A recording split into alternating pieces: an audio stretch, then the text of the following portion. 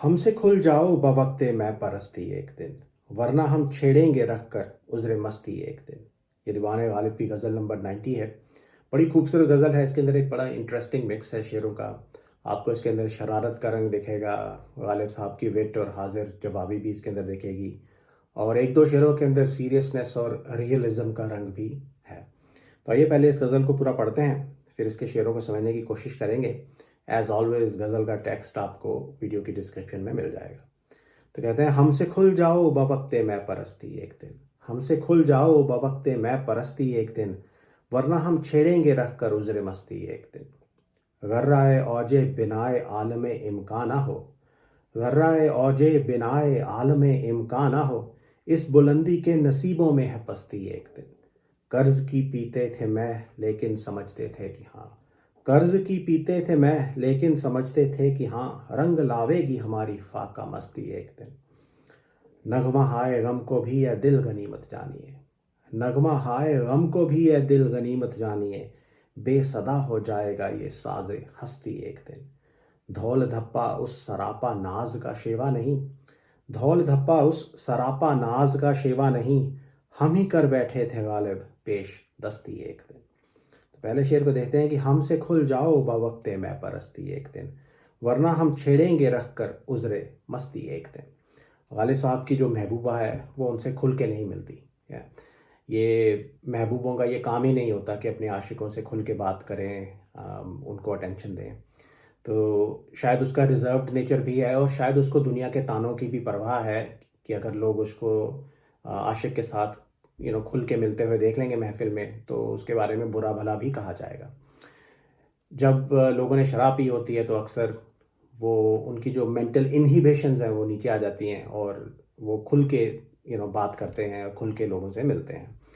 तो यहाँ पे गालिब साहब जो हैं वो अपनी महबूबा से बात कर रहे हैं, और इसके अंदर एक शरारत भरी टोन है, और गालिब साहब उसको एक प्यार भरी धमकी भी दे रहे हैं।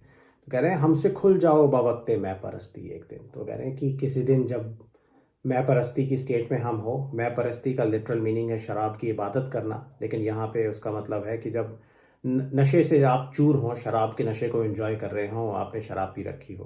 तो कहते हैं जिस दिन तुमने शराब पी रखी हो और हमने भी शायद शराब पी रखी हो, तो उस वक्त तुम हमसे खुल जाओ, खुल के हमसे मिल, या हमारे दिल की बात खुल के सुन, हमसे खुल के बात कर। अगर तेरे दिल के अंदर हमारे लिए प्यार है तो वो भी हमारे से खुल के हमें बता, या तो हमसे खुल जाओ बवक्ते मैं परस्ती एक दिन। इसके अंदर वो एक तो उससे रिक्वेस्ट कर रहे हैं कि हमसे खुल के मिल, उसको उससे मांग रहे हैं ये कि हमसे खुल के मिल, और दूसरा वो उसको एक एक्सक्यूज़ भी प्रोवाइड करने की कोशिश कर रहे हैं कि अगर तेरे को इस दुनिया की परवाह है तो तेरे को एक बहाना मिल जाएगा। अगर तू हमसे खुल के मिलेगी तो लोग समझ जाएंगे कि ये इसलिए खुल के मिल रही है क्योंकि ये इस समय शराब के नशे में चूर है, या तो कोई तेरे को ताने नहीं मारेगा, या लोग समझ जाते हैं कि शराब के नशे में अक्सर लोग इस तरह के काम करते हैं, खुल जाते हैं एक दूसरे से। तो कह रहे हैं, हमसे खुल जाओ बवक्ते मैं परस्ती एक दिन, और अगर ऐसा नहीं करोगी तो वरना हम छेड़ेंगे रख कर उज़्र मस्ती एक दिन। तो कहते हैं वरना हम किसी दिन, मैं किसी दिन तेरे को छेड़ूंगा शराब के नशे में। उज़्र का मतलब होता है बहाना या एक्सक्यूज़, उज़्र मस्ती का मतलब है शराबी होने की एक्सक्यूज़, या तो कहते हैं कि मैं वरना किसी दिन शराब के नशे में तेरे को छेड़ दूंगा, तेरे को तंग करूंगा, और फिर अगर लोग मुझे ताने देंगे या बुरा भला कहेंगे तो मैं भी शराब के नशे में चूर होने की एक्सक्यूज़ यूज़ करूँगा। मैं कहूँगा मैंने शराब पी रखी थी इसलिए इस वजह से मैंने ये काम किया है, मैं ऐसा नहीं हूँ। तो ओवरऑल देखें, बड़ी विटी, बड़ी अम्यूजिंग टोन है। अब आप क्या समझते हैं कि महबूबा गालिब साहब से खुल के मिलेगी? जनरली ऐसा तो नहीं होता है, लेकिन इस शेर की टोन जो है बड़ी अम्यूजिंग है। So let's stay open to that possibility. ऐसा हो भी सकता है कि वो नशे की स्टेट में, मैं परस्ती की स्टेट में गालिब साहब से खुल जाए। तो कहते हैं, हमसे खुल जाओ बवक्ते मैं परस्ती एक दिन, वरना हम छेड़ेंगे रख कर उज़्र मस्ती एक दिन। अब जब हम इस गज़ल के आखिरी शेर पे पहुंचेंगे तो ये जो दूसरी लाइन में जो धमकी दी गई है, इसको आप याद रखें, शायद उस आखिरी शेर का इससे कुछ कनेक्शन हो। तो अगला शेर देखें कि गर्राए औजे बिनाए आलम इम्कान ना हो, गर्राए औजे बिनाए आलम इम्कान ना हो, इस बुलंदी के नसीबों में है पस्ती एक दिन, है। इस शेर के अंदर एक मॉरल मैसेज है, लेकिन पहली लाइन के अंदर बड़े कॉम्प्लिकेटेड लफ्ज़ों का इस्तेमाल किया गया है। गर्रा का मतलब होता है गरूर, घमंड, प्राइड, औज का मतलब होता है ऊंचाई, जिसको अंग्रेजी में हाइट या समिट कहा जाता है। बिना का मतलब होता है फाउंडेशन। आलम का मतलब होता है दुनिया और वर्ल्ड। इम्कान का मतलब होता है पॉसिबिलिटीज या किसी चीज़ का मुमकिन होना।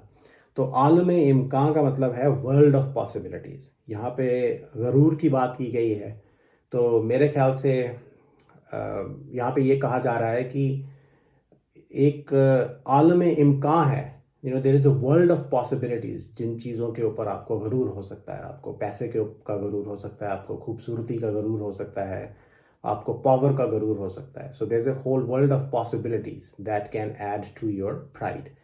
वो कह रहे हैं गर्राए औजे बिनाए आलम इम्काना हो। इसका मतलब ये है कि तुम उस गरूर की इंतहा, उस गरूर की ऊंचाई तक मत पहुंचो, उस ऊंचाई पे जाकर मत बैठो, या गरूर की इंतहा मत होने दो।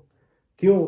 इस बुलंदी के नसीबों में है पस्ती एक दिन। बुलंदी का मतलब भी ऊंचाई होता है, पस्ती का मतलब होता है निचाई या उतार, किसी चीज़ का पस्त होना, गिर जाना। तो कहते हैं इस ऊंचाई के नसीबों में लिखा है कि वो एक दिन पस्त होगी या उसको गिराया जाएगा। या तो मॉरल मैसेज ये है कि तुम इतना गरूर मत करो, गरूर की ऊंचाई पे जाकर मत बैठो, क्योंकि इस बुलंदी के नसीबों में पस्ती लिखी हुई है। किसी दिन ये इमारत ढहेगी, तुम्हारा गरूर जो है वो तोड़ा जाएगा। या इसलिए तुम पहले से ही इतना गरूर मत करो। अच्छा, आई होप इट मेड सेंस। इसके अंदर 3-4 और रंग भी हैं अगर आप इंडिविजुअल वर्ड्स पे फोकस करें, लेकिन हम इसको सिंपल ही रखते हैं। तो कहते हैं कि गर्राए औजे बिनाए आलम इम्काना हो, इस बुलंदी के नसीबों में है पस्ती एक दिन। कि गरूर की ऊंचाई पे जाकर मत बैठो, ये गरूर की इमारत एक दिन गिर जाएगी, तुम्हारा गरूर पस्त हो जाएगा, टूट जाएगा। कर्ज की पीते थे मैं, लेकिन समझते थे कि हाँ, कर्ज की पीते थे मैं, लेकिन समझते थे कि हाँ, रंग लावेगी हमारी फाका मस्ती एक दिन। बड़ा ही खूबसूरत अम्यूजिंग शेर है। इसके पीछे एक किस्सा भी बताया जाता है। फाका, फाके का मतलब होता है कि आप ऐसी स्टेट में हैं कि आपके पास खाना खाने के भी पैसे नहीं हैं, आप भूखे मर रहे हैं। और फाका मस्ती का मतलब ये है कि आप फाके की स्टेट के अंदर भी मस्त हैं, या तो आपने इस बुरी स्टेट के अंदर भी खुशी ढूंढ ली है, आप लाइफ को चेरिश करते हैं, एंजॉय करते हैं, शराब मिलती है कर्ज की कहीं से पी लेते हैं और मस्त रहते हैं। और गालिब साहब के केस के अंदर आपने लाइफ को एंजॉय करना नहीं छोड़ा, आपने हिम्मत नहीं छोड़ी, आपने अच्छी शायरी लिखना भी नहीं छोड़ा। तो इसके पीछे किस्सा ये है कि गालिब साहब की ज़िंदगी काफ़ी गरीबी में गुजरी, और वो अक्सर लोगों से कर्ज़ लेकर ज़िंदगी का गुजारा किया करते थे, और कर्ज़ लेकर शराब भी पिया करते थे। उनके पास कर्ज़ लौटाने के, चुकाने के पैसे नहीं होते थे, तो कभी कभी जो लोग कर्ज़ देते थे वो उनके ऊपर मुकदमा कर देते थे, उनको कोर्ट में ले जाते थे। ऐसा ही एक किस्सा हुआ। गालिब साहब को कोर्ट में ले जाया गया और उनके पास कर्ज़ लौटाने के पैसे नहीं थे। तो वहाँ पे जो आगे कोर्ट में जज साहब बैठे थे, जो मुफ्ती साहब थे, वो गालिब साहब के चाहने वाले निकले। वो गालिब साहब को जानते थे, उनकी शायरी को एडमायर करते थे। गालिब साहब ने ये शेर उनको पढ़ के सुनाया। वो इतने खुश हुए कि उन्होंने अपने जेब से पैसे निकाल कर गालिब साहब का कर्ज चुका दिया। तो शेर में वो कहते हैं, कर्ज की पीते थे मैं, लेकिन समझते थे कि हाँ, रंग लावेगी हमारी फाका मस्ती एक दिन। तो कहते थे मैं कर्ज की शराब लेके पीता था, लेकिन मैं फिर भी फाका मस्ती में रहता था, मैं फिर भी लाइफ को एंजॉय करता था, और मुझे इस बात का यकीन था कि कभी ना कभी मेरी फाका मस्ती रंग लाएगी, मुझे कोई फ़ायदा पहुंचाएगी, या किसी और तरह से फाका मस्ती रंग लाएगी। और फाका मस्ती जो है वो इस केस में रंग ले आई। उनके शेर से खुश होकर जो मुफ्ती साहब थे, उन्होंने गालिब साहब का कर्ज चुका दिया। तो ये एक फ़ायदा गालिब साहब को हो गया। बट ओवरऑल इसके अंदर एक यू नो बहादुरी का भी एस्पेक्ट है, ग्रेस अंडर प्रेशर का भी एस्पेक्ट है, हाजिर जवाबी का भी एस्पेक्ट है। फाके जो हैं वो तो सैड स्टेट हैं, लेकिन ये शेर जो है ये उदास शेर नहीं है। या उन्होंने ख़राब सिचुएशन के अंदर भी विट, मजाक, हाजिर जवाबी ढूंढ ली है। तो कहते हैं कर्ज की पीते थे मैं, लेकिन समझते थे कि हाँ, रंग लावेगी हमारी फाका मस्ती एक दिन। तो you have to appreciate Ghalib साहब्स wit and word play in this case. अगला शेर देखें। नगमा हाय गम को भी ए दिल गनीमत जानिए, नगमा हाय गम को भी ए दिल गनीमत जानिए, बेसदा हो जाएगा ये साज़े हस्ती एक दिन। नगमा हाय गम का मतलब है गम से भरा हुआ, दुख से भरा हुआ नगमा, दुख से भरा हुआ कोई गाना या म्यूज़िक। और किसी चीज़ को गनीमत जानने का मतलब है कि आप उसका शुक्र मनाते हैं, right? It's your good fortune that you got something and then you appreciate it. और साज़ हस्ती का लिटरल मीनिंग है म्यूज़िक इंस्ट्रूमेंट ऑफ एग्जिस्टेंस, या इसको आप अपना शरीर समझ लें, अपनी ज़िंदगी समझ लें। और बेसदा हो जाने का मतलब है कि वो साज़ जो है वो खामोश पड़ जाएगा, उसके अंदर से कोई सदा, कोई आवाज़ नहीं निकलेगी। तो कहते हैं नगमा हाय गम को भी है दिल गनीमत जानिए। वो अपने दिल से कह रहे हैं कि इस बात की भी गनीमत जानो, इस बात का भी शुक्र मनाओ कि तुम गम के नगमे गा पा रहे हो, है। हर इंसान खुशी के नगमे गाना चाहता है, खुश रहना चाहता है, लेकिन यहाँ गालिब साहब कह रहे हैं कि अगर गम के नगमे भी तुम्हें गाने नसीब हो रहे हैं तो इस बात की भी गनीमत जानो। क्यों? बेसदा हो जाएगा ये साज़ हस्ती एक दिन। कहते हैं कि एक दिन ऐसा आएगा कि तुम्हारा साज़ हस्ती खामोश पड़ जाएगा, तुम्हारी ज़िंदगी ख़त्म हो जाएगी, तुम इस काबिल भी नहीं रहोगे कि तुम गम के नगमे गा सको। या खुशी के नगमे तो भूल जाओ, गम के नगमे भी नहीं तुम गा सकोगे क्योंकि तुम मर जाओगे। या तो इसलिए कहते हैं कि जब तक तुम्हारे पास नगमे गाने की कैपेसिटी है, चाहे वो गम के नगमे हो, चाहे वो खुशी के नगमे हो, या उसको चेरिश करो, उसका शुक्र मनाओ, उसको गनीमत जानिए, है। तो पिछले शेर से मिलता जुलता है ये शेर है। वो कह रहे हैं कि चेरिश योर लाइफ, या अगर आपको एडवर्सिटी भी फेस करनी पड़ रही है, गम भी फेस करने पड़ रहे हैं, तब भी इस ज़िंदगी का शुक्र मनाओ। नगमा हाय गम को भी है दिल गनीमत जानिए, बेसदा हो जाएगा ये साज़ हस्ती एक दिन। तो इसके अंदर एक रियलिज्म का रंग है इस शेर के अंदर। आखिरी शेर देखें, धौल धप्पा उस सरापा नाज का शेवा नहीं, धौल धप्पा उस सरापा नाज का शेवा नहीं, हम ही कर बैठे थे गालिब पेश दस्ती एक दिन। ये थोड़ा सा वियर्ड शेर है क्योंकि इस तरह का दूसरा शेर मैंने गालिब साहब के दीवान में अभी तक नहीं पढ़ा। यहाँ पे आशिक और माशूक के बीच में धक्का मुक्की होने की बात हो रही है। तो एक दूसरे को के साथ फिजिकल ऑल्टरकेशन की बात हो रही है।